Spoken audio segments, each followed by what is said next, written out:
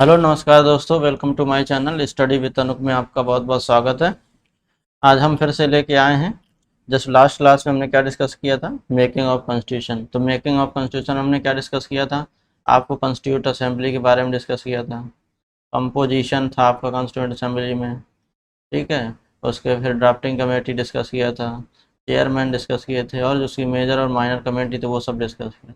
तो आज उसी से रिलेटेड जो भी क्वेश्चंस प्रीवियस ईयर पेपर में आए हुए हैं, आज उनको देखते हैं, ठीक है। तो अब देखते हैं, और जो पीपीटी के लिए आप हमारे टेलीग्राम चैनल को भी ज्वाइन कर सकते हैं, इसमें आपको पीपीटी एकदम फ्री मिल जाएगी। ज्वाइन, क्या नाम है हमारे चैनल का, स्टडी विद अनूप। ये टेलीग्राम चैनल की लिंक है, और लिंक हम डिस्क्रिप्शन में भी दे देंगे। और जो भी आपने लेक्चर देखा नहीं अगर इसका, तो आप ज़रूर देखिएगा इसका पहला लेक्चर, इसका लिंक का जो नेक्स्ट क्वेश्चन इसमें क्या है वो लिंक दे दिया गया है हमने। तो आपको इसका थ्योरी पार्ट भी आपको मिल जाएगा, ठीक है। चलिए तो पढ़ते हैं आज की क्लास का। किसका क्वेश्चन है, मेकिंग ऑफ कॉन्स्टिट्यूशन। तो यानी कॉन्स्टिट्यूशन के मेकिंग में जो भी हमने थ्योरी पार्ट डिस्कस किया था उससे रिलेटेड सारे क्वेश्चन होंगे, ठीक है। और 99% है कि जब भी क्वेश्चन आएंगे तो इन्हीं एरिया में से आएंगे, और हम उसमें डिटेल में। चलिए तो आज का पहला क्वेश्चन है। पहला क्वेश्चन है, consider the following statement regarding the composition of conference. पहले ही क्वेश्चन क्या है, कंपोजिशन के बारे में दिया है, ठीक है। कंपोजिशन ऑफ कॉन्स्टिट्यूएंट असेंबली के बारे में कहा गया।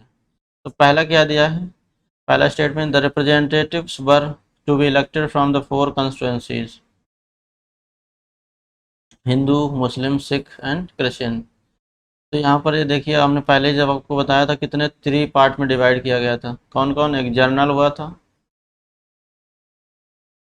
एक जनरल था, दूसरा मुस्लिम था, और तीसरा सिख था। यानी ये कोई हिंदू इंडिविजुअल नहीं था, और ना ही कोई आपका क्रिश्चियन इंडिविजुअल था। तो पहला स्टेटमेंट क्या हो गया आपका, रॉन्ग हो गया। नेक्स्ट क्वेश्चन की तरफ, नेक्स्ट स्टेटमेंट की तरफ चलते हैं। The chairman of union constitution committee was Sardar Vallabh Bhai Patel. तो ये भी आपको गलत है। ये कौन है, chairman of union constitution committee, JL Nehru है, यानी जवाहरलाल नेहरू जी हैं। तो ये भी क्या हो गया, स्टेटमेंट रॉन्ग हो गया। थर्ड स्टेटमेंट के बारे में बात करते हैं। तो total strength of constituent assembly was 389। तो ये आपको सही है, ठीक है।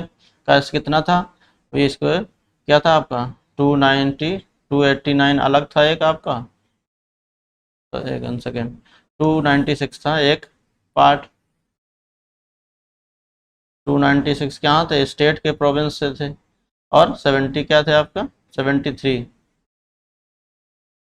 जो आपका किसका था, 73 जो था आपका प्रोविंस प्रिंसली स्टेट से हुआ करते थे, ठीक। दोनों मिला के आप जोड़ेंगे तो क्या हो जाएगा, 89 हो जाएगा। चलिए आगे बढ़ते हैं। तो नेक्स्ट स्टेटमेंट क्या आता है, यानी कि पहला जो थर्ड स्टेटमेंट क्या आपका करेक्ट है, ये वाला। अब नेक्स्ट स्टेटमेंट क्या है, the drafting committee under chairman of doctor BR Ambedkar consisted of 8 member. तो आपको याद होगा 8 मेंबर नहीं थे इसमें, 7 टोटल मेंबर हुए थे। तो 7 मतलब 1 चेयरमैन प्लस 6 मेंबर। तो ये क्या है,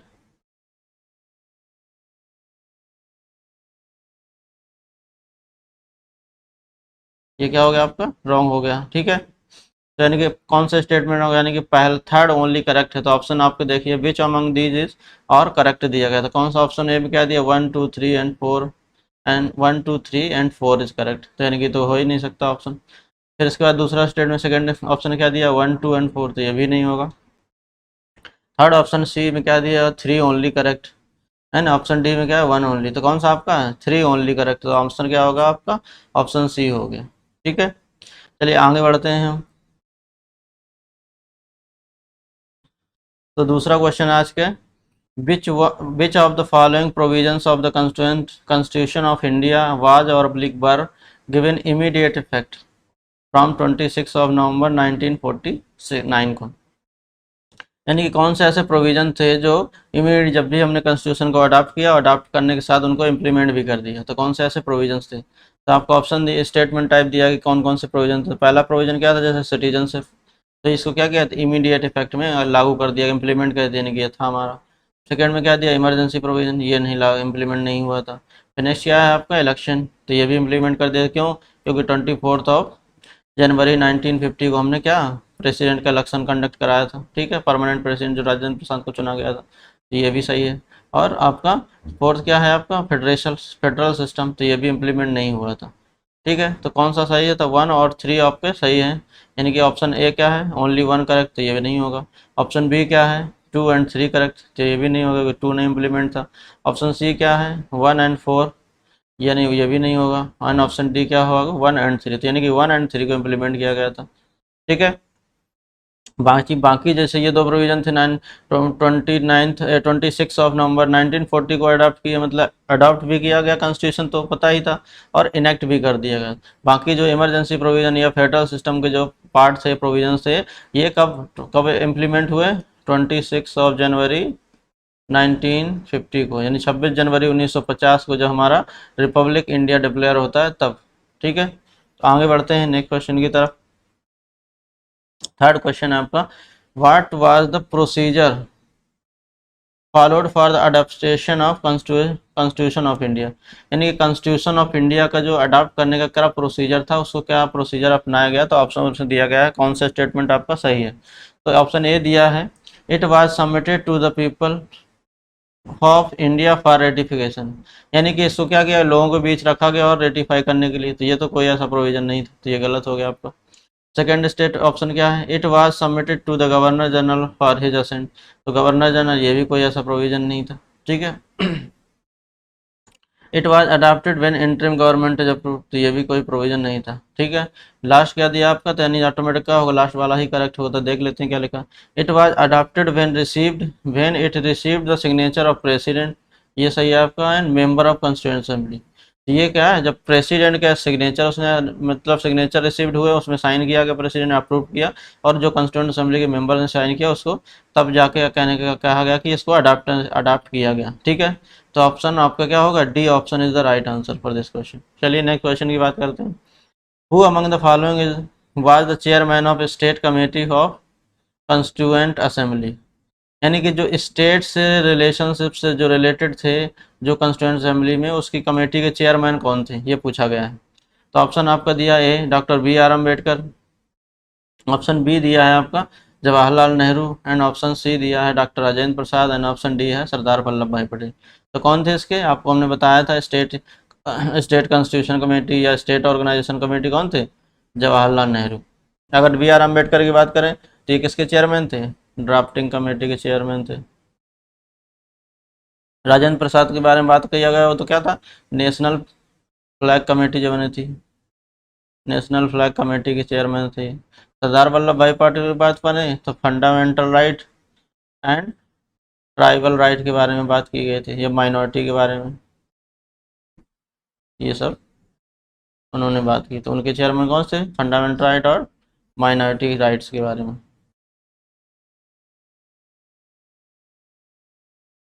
ठीक है, आगे बढ़ते हैं, नेक्स्ट क्वेश्चन क्या है आपका, fifth.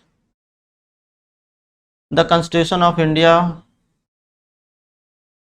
As framed by constituent assembly was finally adopted and elected, यानी कि जो कॉन्स्टिट्यूशन ऑफ इंडिया था उसको किसने ने बनाया था, आपने फ्रेम किया था कॉन्स्टिट्यूंट असेंबली ने, ये भी हमें याद रखना है, कई बार कन्फ्यूजन में भूल जाते हैं, पार्लियामेंट बोर्ड आ जाता है आंसर।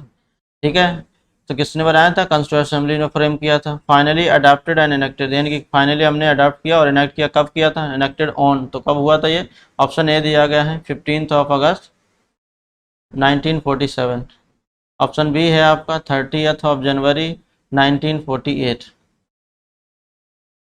फिर ऑप्शन आपका सी है 26 नवंबर 1949, एंड ऑप्शन डी है 26 जनवरी 1950। तो कब हमने अडॉप्ट किया था कॉन्स्टिट्यूशन को, 26 नवंबर 1949, इसलिए इसको 26 नवंबर को हम क्या मनाते हैं, नेशनल कॉन्स्टिट्यूशन डे भी मनाते हैं,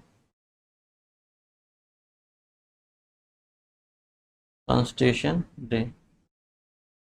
अगर गांधी ये बात करें, अगर ये, तो 15 अगस्त 1947 क्या मिला था, इंडिया को इंडिपेंडेंट मिला था, इंडिपेंडेंस डे मिला था, सेलिब्रेट करते हैं हम लोग। 30 जनवरी को मनाते हैं क्या, शहीद दिवस, मार्टर्स डे मनाते हैं, क्या मनाते हैं, शहीद दिवस मनाते हैं। क्या है, डेथ एनिवर्सरी कब हुई थी, इनकी डेथ हुई थी कब, महात्मा गांधी जी की डेथ हुई थी।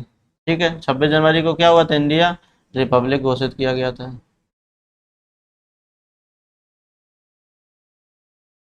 ठीक, तो ये देखना है आपको। चलिए आगे बढ़ते हैं नेक्स्ट क्वेश्चन की तरफ। इसमें दिया है कॉन्स्टिट्यूएंट असेंबली की कुछ कमेटीज दी गई हैं और उनके चेयरमैन पूछे गए हैं। तो जैसे पहला क्या है, स्टीयरिंग कमेटी। तो स्टीयरिंग कमेटी कौन चेयरमैन थे? डॉक्टर राजेंद्र प्रसाद आपके। फंडामेंटल राइट्स सब कमेटी पूछा है। देखिए ध्यान रखिएगा, ये सब कमेटी पूछा गया, ना कि फंडामेंटल राइट की कमेटी। तो सब कमेटी कौन थे आपके? जेबी कृपलानी जी। अगर सिर्फ फंडामेंटल राइट कमेटी होती तो क्या होते? सरदार वल्लभ भाई पटेल। लेकिन हमेशा ध्यान रखिएगा, क्वेश्चन ध्यान से पढ़िएगा, क्या सब कमेटी पूछा गया है। तो fundamental right on sub committee कौन थे? जेबी कृपलानी जी। फिर इसके बाद क्या है, यूनियन कॉन्स्टिट्यूशन कमेटी कौन थे? चेयरमैन इसके थे आपके जवाहरलाल नेहरू। और क्या बचा? प्रोविंशियल कॉन्स्टिट्यूशन कमेटी के चेयरमैन कौन थे आपके? सरदार वल्लभ भाई पटेल। तो आप देख लीजिए कौन सा ऑप्शन में 2 3 4 1, यानी कि 2 3 4 1, यानी कि ऑप्शन आपका क्या है? Option A is the right answer. चलिए नेक्स्ट क्वेश्चन की बढ़ते हैं। 7th क्वेश्चन, the member of constituent assembly were, यानी कि जो कॉन्स्टिट्यूएंट असेंबली थे उसके मेंबर थे। ऑप्शन आपका दिया है directly elected by the people, तो फुल्ली नहीं थी इसलिए ऐसा नहीं कह सकते हैं। ठीक है। Option be nominated by the governor, गलत है ये भी। तो नॉमिनेटेड किसने किया था? कुछ मेंबर थे प्रिंसली स्टेट के।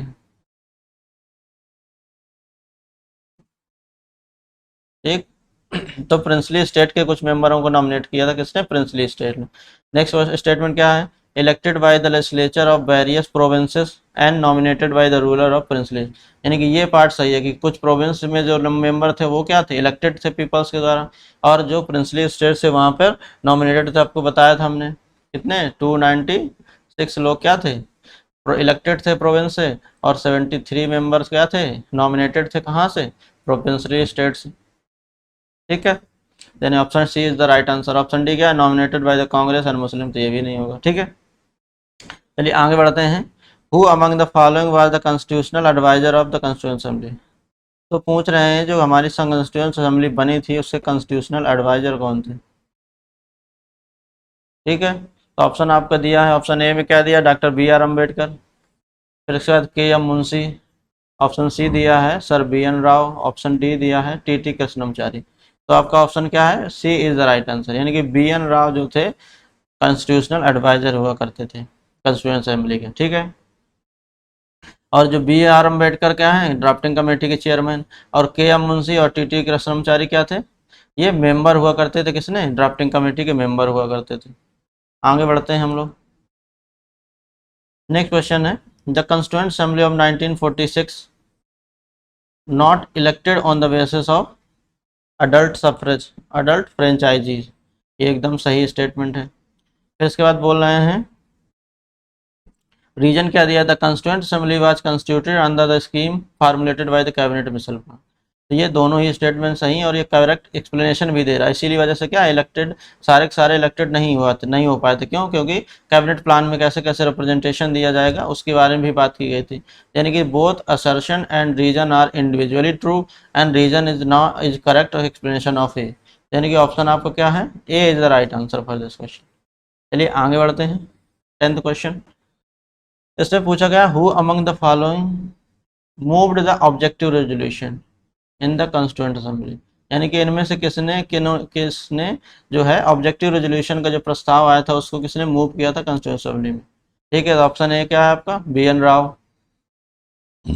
ऑप्शन बी है आपका doctor Rajendra Prasad, doctor. Option B है आपका B R Ambedkar. Option C है जवाहरलाल नेहरू। ऑप्शन डी है आपका राजेंद्र प्रसाद। तो कौन है आपके ऑप्शन यहाँ पर? Option C is the right answer. यानी Jawaharlal Nehru objective resolution move किया था कब? 13 दिसंबर 1946 को ऑब्जेक्टिव रेजोल्यूशन किसने मूव किया था? जवाहरलाल नेहरू ने।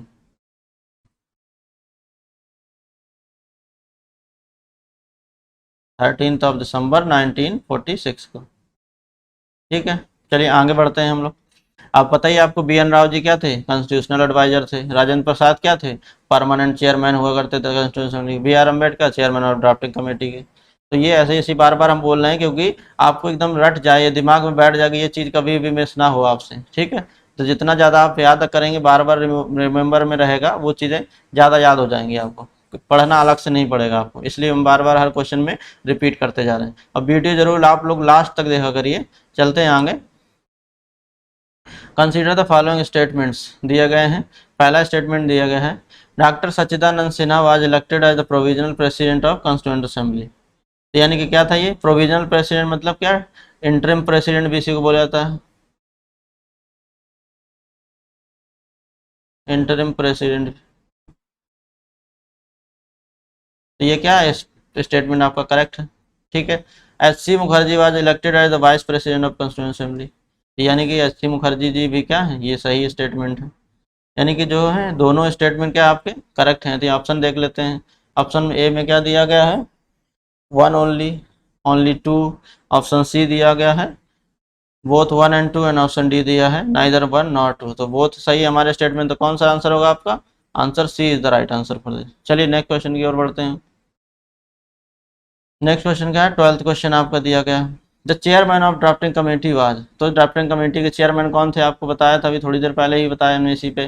तो ऑप्शन ए में दिया है doctor Rajendra Prasad, option B में दिया है doctor Satyananda Sinha, option C में दिया है doctor B R Ambedkar, and option D में दिया है आपका बी एल मित्तर। तो कौन से सही है, ड्राफ्टिंग कमेटी के चेयरमैन कौन थे, doctor B R Ambedkar ji. चलिए आगे क्वेश्चन की ओर बढ़ते हैं। In India Indian political system which one is supreme. यानी कि जो भारतीय जो राजनीति व्यवस्था है, इंडियन पॉलिटिकल सिस्टम है, उसमें कौन सी चीज़ क्या है, कौन कौन सी चीज़ जो है, कौन है जो सुप्रीम है। तो आपका ऑप्शन ए दिया गया है supreme court of India, option B दिया है द कॉन्स्टिट्यूशन, ऑप्शन सी दिया गया है पार्लियामेंट, और ऑप्शन डी दिया गया है, ऑप्शन डी दिया गया आपका रिलीजन। चलिए, तो क्या सुप्रीम है इसमें, कॉन्स्टिट्यूशन हमारा सुप्रीम है, क्योंकि सारे जो प्रोविजंस हैं, पावर्स हैं, वो किस में दिए गए हैं, सुप्रीम है कॉन्स्टिट्यूशन में। तो कॉन्स्टिट्यूशन को क्या बोला जाता है, supreme law of the land बोला जाता है, ठीक है। आगे बढ़ते हैं नेक्स्ट क्वेश्चन की तरफ। Who was the chairman of national flag committee. तो नेशनल फ्लैग कमेटी के चेयरमैन कब कौन है। ऑप्शन ए दिया आपका सी राजगोपालाचारी, ऑप्शन बी दिया है doctor Rajendra Prasad, option C दिया गया है doctor B R Ambedkar, and option D दिया गया है जे बी कृपलानी। तो आपका option B is the right answer. किसने, कौन थे नेशनल फ्लैग कमेटी के chairman, B R Ambedkar, sorry doctor Rajendra Prasad ji थे। कौन थे नेशनल फ्लैग कमेटी के चेयरमैन, डॉक्टर राजेंद्र प्रसाद। चलिए नेक्स्ट क्वेश्चन में बात करते हैं। 15 क्वेश्चन जो आज की क्लास का लास्ट क्वेश्चन है, constituent assembly set up a drafting committee under the chairmanship of doctor B R Ambedkar. यानी कि जो कंस्टिट्यूएंट असेंबली बनी थी ड्राफ्टिंग कमेटी के जो चेयरमैन थे, किसके अंडर चेयरमैनशिप में, बी आर अम्बेडकर के उसमें चेयरमैनशिप में। तो कब बनी थी ऐसा पूछा गया क्वेश्चन में। ऑप्शन आपका ए दिया गया है 13 दिसंबर 1946। तो एक नहीं, ऑप्शन बी दिया है, ऑप्शन बी क्या दिया है 22 जुलाई 1947, ऑप्शन सी दिया है 3 जून 1947, एंड ऑप्शन डी दिया गया है आपको 29 अगस्त 1947। तो कब हुई थी, बनी थी 29 अगस्त 1947 को ड्राफ्टिंग कमेटी की जो कॉन्स्टिट्यूशन हुई थी, ड्राफ्टिंग कमेटी क्या हुई थी, बनी थी, ठीक है। और ये भी देख लेते हैं ऑप्शन। तो 13 दिसंबर 1946 में क्या हुआ था, ऑब्जेक्टिव रेजोल्यूशन को क्या किया था, रेजोल्यूशन को मूव किया था। अभी हमने बताया कौन किसने मूव किया था, जे एल नेहरू ने, जवाहरलाल नेहरू जी ने। और आपको याद होगा ये 22 जुलाई 1946 को क्या किया था, नेशनल फ्लैग को क्या किया था हमने, अडॉप्ट किया था।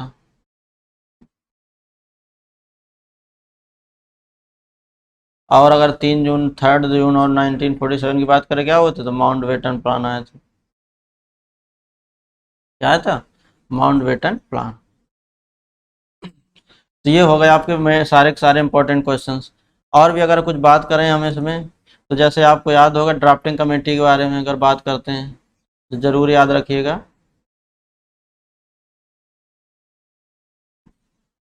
कि चेयरमैन कितने मेंबर थे इसके,